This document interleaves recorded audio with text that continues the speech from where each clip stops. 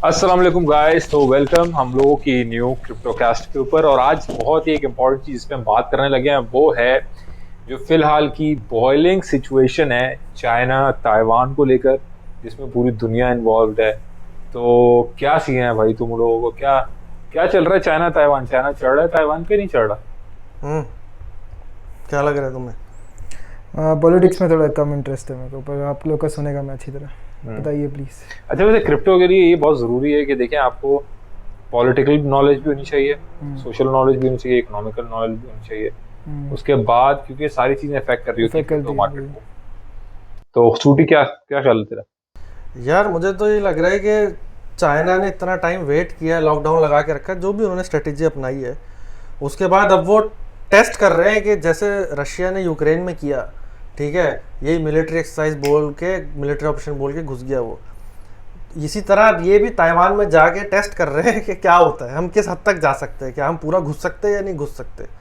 ठीक है। और इन्होंने ये इस टाइम पे किया जब नैन्सी वहाँ गई है, ताकि जो है वो ये भी दिखा सके कि हम तो भाई देखो इसके आने की वजह से ये रिएक्शन हो रहा है, हमारी तो कोई गलती नहीं, आप भेजते ही नहीं, आपने क्यों भेजा भाई, इतने साल से नहीं आए, अब क्यों आ रहे हो। और फॉर श्योर चाइना जो है वो दुनिया का सबसे बड़ा सेमीकंडक्टर मैन्युफैक्चरिंग है, दुनिया की सबसे बड़ी ताइवान। ताइवान। तो फॉर श्योर स्ट्रेटेजिकली तो वो बहुत इंपॉर्टेंट है, बहुत। हम्म। एक ये चीज है कि इंडिया और यूएस ने खास तौर पे अभी उन्होंने पिछले साल और इस साल जो सेमी कंडक्टर कंपनीज हैं, मतलब जो लोग खोलना चाह रहे हैं बिजनेस, उनको बहुत रिलैक्सेशन दी है और उनको बहुत ज़्यादा मतलब ईज और रिलैक्सेशन दिया है इसको। ये सब उन्होंने क्रिएट किया है सिनेरियो अपने बिजनेस कम्युनिटी के अंदर, और उसके बाद फिर अब ये सिनेरियो क्रिएट किया है। मतलब उन्होंने पहले अपने आप को बिजनेस वाइज प्रिपेयर किया है कि हम लोग जो सेमीकंडक्टर मोनोपोली एक तरह की बनी हुई है जो ताइवान के अंदर, जब अगर कोई मसला हो तो वो डिस्पर्स हो, तो यूएस एक सेकंड मोस्ट ल्यूक्रेटिव जगह हो दुनिया की फॉर दिस। तो मेरे ख्याल से ये जो सारा सीन है ना, इसमें बेसिकली ये जो जियोग्राफिकल मोनोपोली सेमीकंडक्टर्स की है ना, इसको खत्म करने के लिए भी हो सकता है कि वहां से खत्म हो और यूएस में या दुनिया में इधर उधर हो। जैसे पहले चाइना में बिटकॉइन माइनिंग थी ज्यादा, जब खत्म हुई अब कहाँ पे यूएस में है सबसे ज्यादा। 40% से ज्यादा अब माइनर्स जो हैं वो यूएस के अंदर है।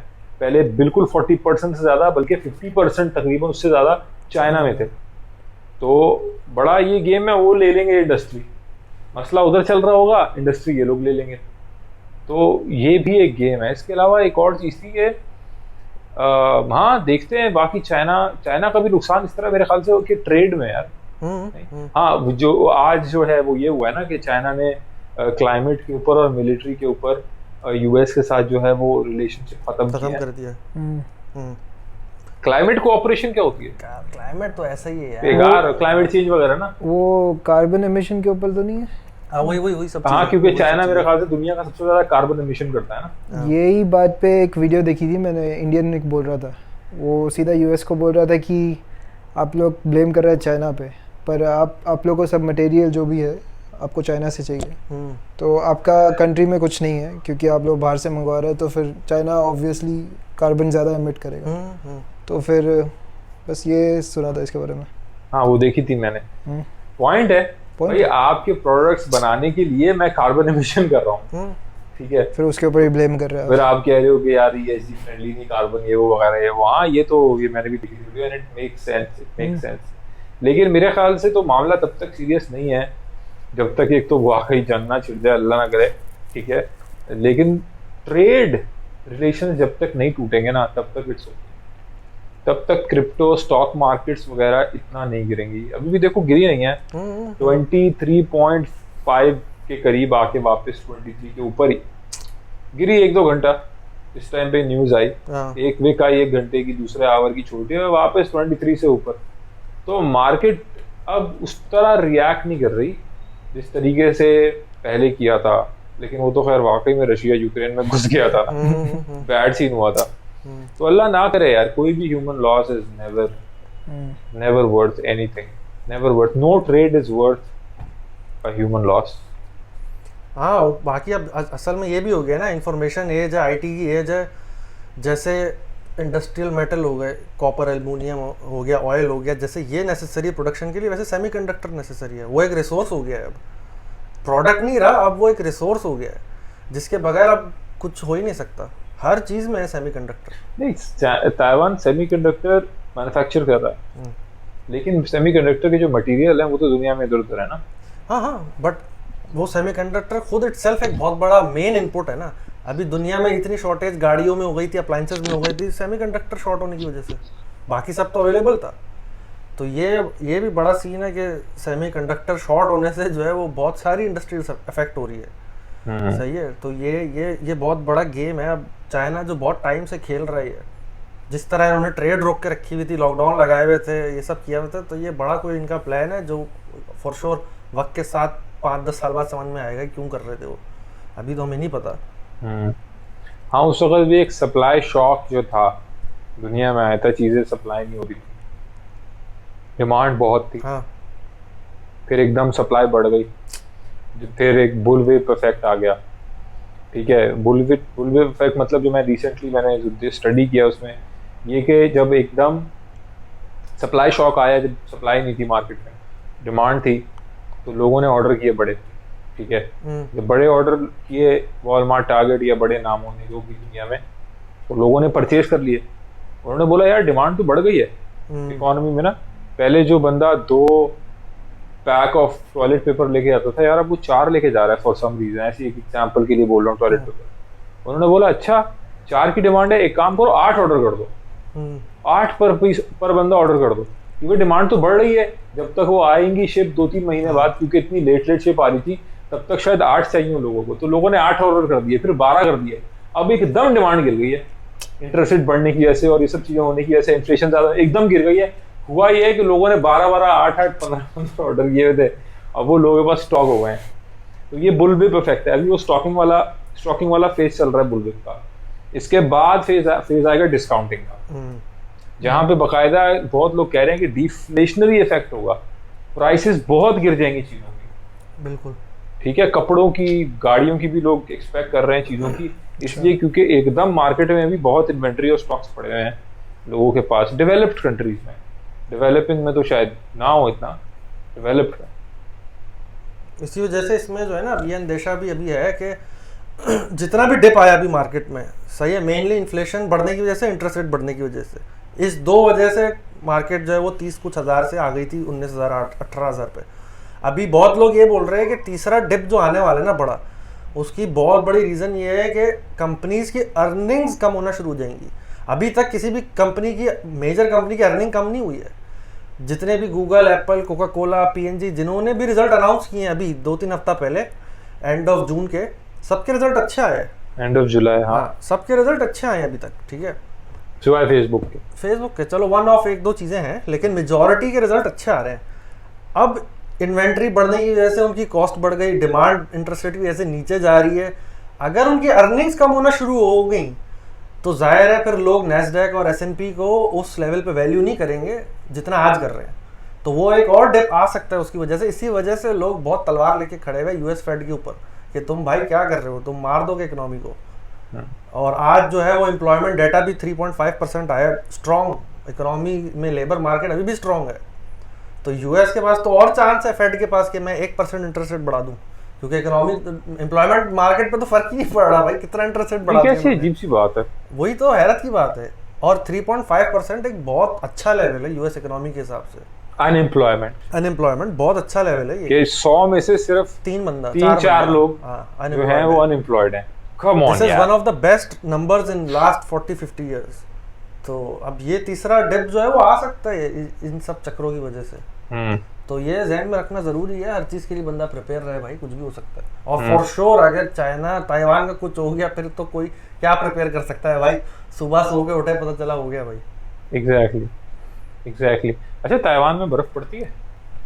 ये नहीं मालूम, वो तो नहीं पड़ती होगी, मेरा नहीं ख्याल पड़ती होगी। अगर बर्फ छोटा सा है। हाँ, लेकिन वो होता है ना कि ये लोग बर्फ में फिर जंग नहीं करते। चाइना है भाई वो। अभी जो मिलिट्री एक्सरसाइज हो रही थी 7 जगहों से घेर के कर रहे थे मिलिट्री एक्सरसाइज। आइलैंड है ना ताइवान, हर तरफ से ही घेर लिया।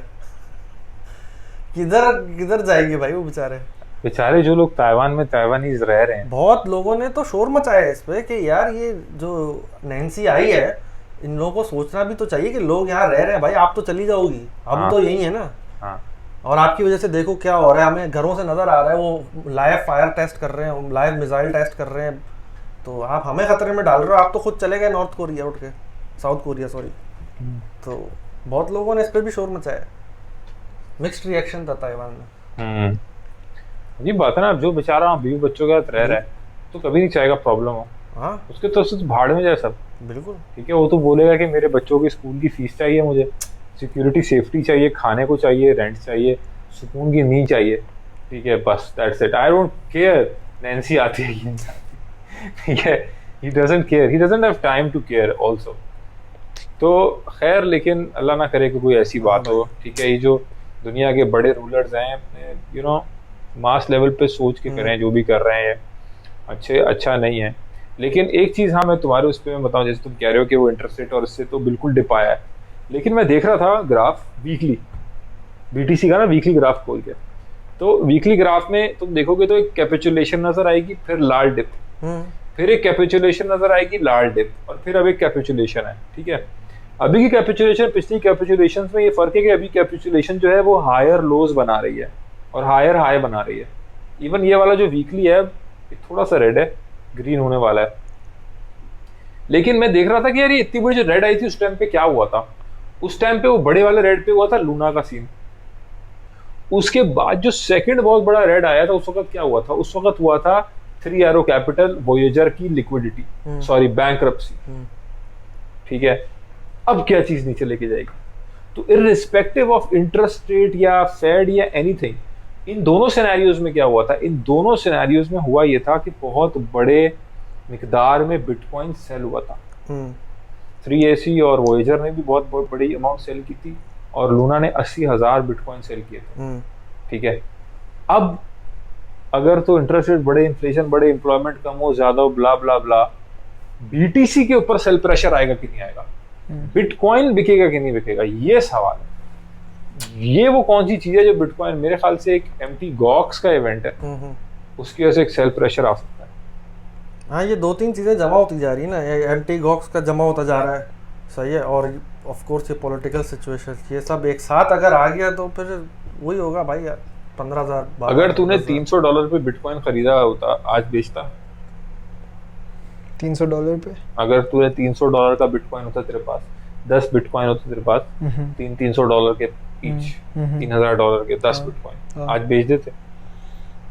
23,000 पे एक या फिर दो तो बेच ही देता, एक दो बेच देते, 20% बेच, सॉरी 1-2 बेच देते ना 3 में से, मतलब तुम आधे बेच देते, आधा तुम बेचते?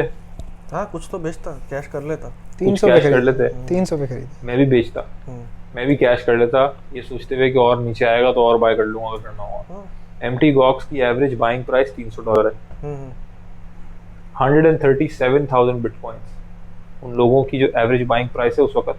अगर मैं हाईएस्ट भी लगाऊं 2014 से पहले 300 की पीक थी, बस $300, 300, उसमें 50 वाले भी हैं, 10 वाले भी हैं, $1 वाले भी हैं, 100 वाले भी हैं, 350 वाले भी हैं, लेकिन 300 एवरेज। सोच, 1,37,000 में से 37,000 भी बेचे हैं। जैसे तुमने बोला कुछ बेच लूंगा मैं भी, तुम भी कुछ बेच दोगे, लग गए कुछ के चक्कर में, सब कुछ के लग गए। ठीक है कि नहीं? ऐसा बहुत हद तक चांस है ये इस तरह का कुछ होगा। लेकिन यार मुझे, मैं गूगल कर रहा था, यूट्यूब पे देख रहा था आज मैं, तो मुझे कुछ मिला नहीं यार कि स्केड्यूल ऑफ वो क्या है, you know, schedule of reimbursement नहीं मिला मुझे एम्प्टी गॉक्स का, कि वो जो जिन लोगों को मिलना है तो उनको कैसे दिया जाएगा एकदम, या you know over a period of 1 year, you know something like that, कि हम आपको आप हमें बता दें, आप क्वालिटी ड्रेस वगैरह सब दे दें, देन हम आपको over the period of 6 month वापस करेंगे at this schedule, 20% up, 10% up, depending on your amount of wallet. कुछ तो होगा ऐसा, ऐसा तो नहीं होगा हाँ भाई वॉलेट आ गया, ये लो अपने 150 बिटकॉइन। लोगों ने तो उस वक्त भाई सैकड़ों की तादाद में खरीदे हुए थे, ये लो अपने 50। ऐसा तो कुछ कैजुअल शायद हो, एनीवेज पता चलेगा।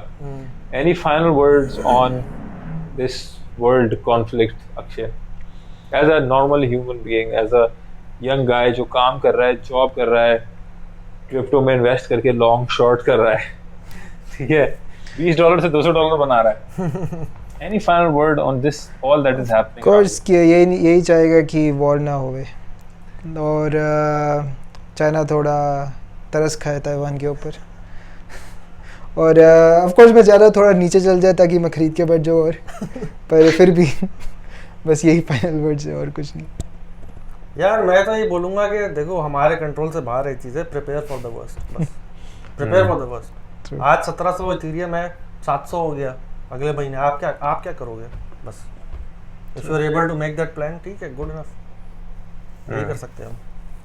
बिल्कुल, मैं भी अक्षय और मशहूद दोनों से एग्री करूंगा कि प्रिपेयर फॉर द वर्स्ट, और यही कि थोड़ा एक चाहिए कि इतने चीज़ों से निकले हम, कोविड वगैरह ये वो, थोड़ा 1-2 साल तो चिल करना है यार। हाँ भाई, ठीक है, 8 महीने की बेयर मार्केट चल रही है, थोड़ा चिल करना तो सही है।